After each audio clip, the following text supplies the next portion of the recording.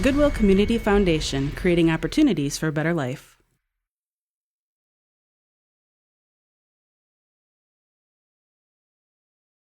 You may have heard about the complex and sometimes controversial issue of privacy on Facebook, but have you given any thought to the level of privacy you're comfortable with? It's different for everyone. Take Judy and Brian. Judy uses Facebook primarily to keep up with friends and family. She prefers more privacy because that way she can talk about her personal life, but still keep her private life private. Brian, on the other hand, uses Facebook a lot for networking, making new connections, and socializing in a very open way.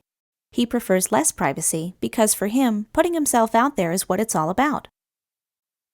There are 3 different places where you can control your privacy on Facebook: under privacy settings for your account, on individual posts, and on your profile. Each item has its own set of options, so you can pick and choose what you want to share. These options may seem confusing at first, but once you know what they mean, you should have no problem customizing your account. Let's take a look at the 6 most common options you'll find while adjusting your privacy.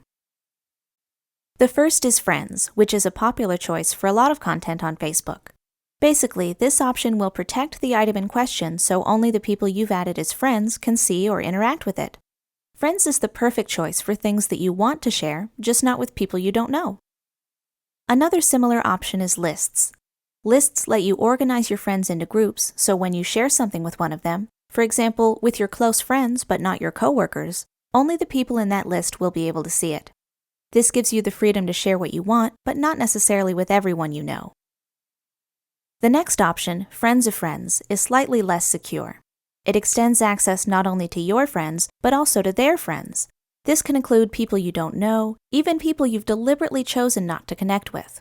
Therefore, you should only use this option if you feel comfortable sharing with anyone your friends may have connected with. Public is the least secure option. It allows everyone on Facebook and on the web to view your profile, activity, and other information. It also opens you up to third-party applications and advertisers. Only Me, on the other hand, is the complete opposite. It prevents everyone but you from seeing the information in question. For example, you may want to be the only person who can see photos that you've been tagged in. That way, you don't have to worry about anything embarrassing or unflattering showing up on your profile. The last option is Custom. This setting lets you decide on an individual basis who has access to your content. It's especially useful for things like your contact information, photos, and other details that you want to share with some of your friends, but not all of them. You won't necessarily find these options attached to every item on Facebook.